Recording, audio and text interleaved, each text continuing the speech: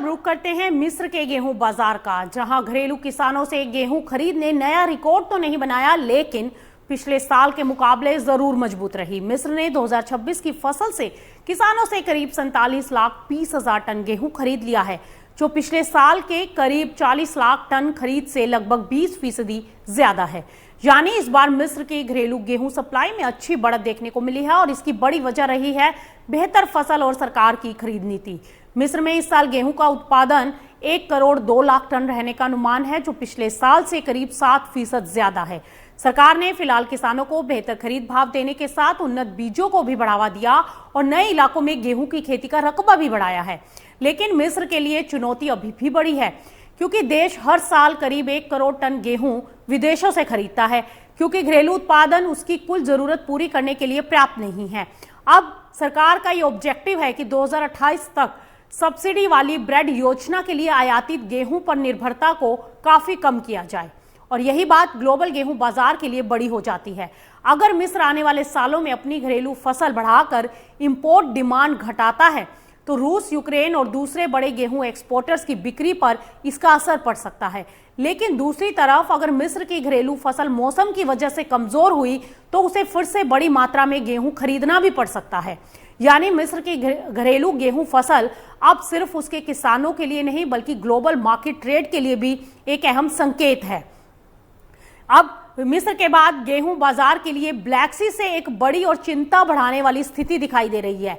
रूस और यूक्रेन के बीच अगर पोर्ट और ग्रेन लॉजिस्टिक्स पर हमले और तेज होते हैं, तो ग्लोबल व्हीट सप्लाई को बड़ा झटका लग सकता है।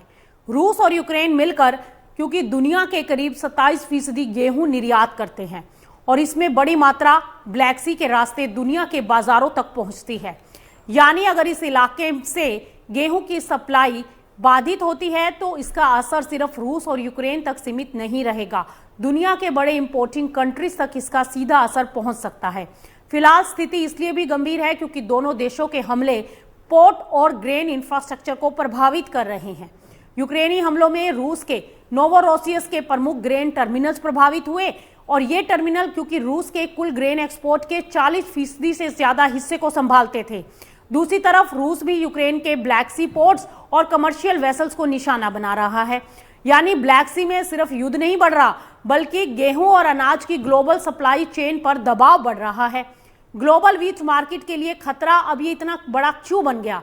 सबसे बड़ी चिंता ये है कि ये संकट ऐसे समय में आ गया जब पहले से ही दुनिया के कई हिस्सों में मौसम फसल पर दबाव बना रहा है।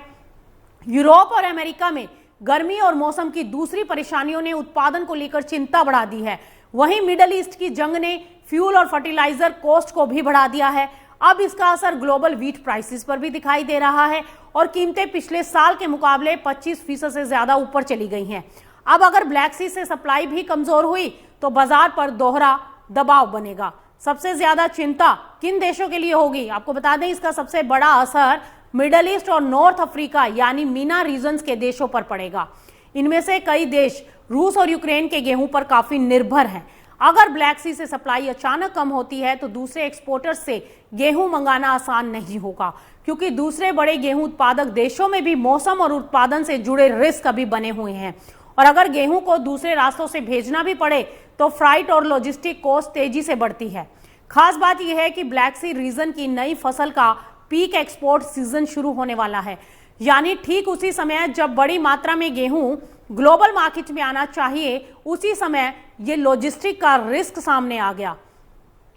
क्या फिर हो सकती है अब ब्लैक सी ग्रेन डील जैसी पहल? क्योंकि इसी बीच जानकारों की तरफ से ब्लैक सी में एग्रीकल्चर कार्गो की फ्री मूवमेंट बहाल करने की मांग भी उठ रही है।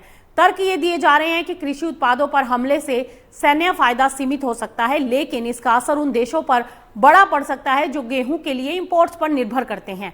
अगर ब्लैक सी में किसी तरह का ग्रेन ट्रूस या सुरक्षित शिपिंग अरेंजमेंट बनता है, तो इससे ग्लोबल फूड मार्केट का रिस्क कम हो सकता है। फिलहाल तो सवाल ये है कि अगर रूस और यूक्रेन के बीच पोर्ट और ग्रेन इंफ्रास्ट्रक्चर पर हमले और बढ़ते हैं, तो क्या ब्लैक सी की व्हीट सप्लाई फिर से ग्लोबल ग्रेन क्राइसिस का ट्रिगर बन सकती है? क्या रूस और यूक्रेन से एक्सपोर्ट घटने पर गेहूं के भाव में एक और बड़ी तेजी देखने को मिल सकती है? और भारत जैसे बड़े कृषि बाजार के लिए सवाल यह है कि ग्लोबल व्हीट प्राइस में अगर तेजी आती है तो इसका असर घरेलू गेहूं बाजार और किसानों के भाव पर कितना पड़ेगा। फिलहाल ब्लैक सी पर बढ़ता तनाव ग्लोबल व्हीट मार्केट के लिए सबसे बड़े रिस्क फैक्टर में शामिल हो चुका है और आने वाले हफ्तों में पोर्ट ऑपरेशंस, एक्सपोर्ट शिपमेंट्स और नई फसल की सप्लाई पर बाजार की नजर बनी रहेगी।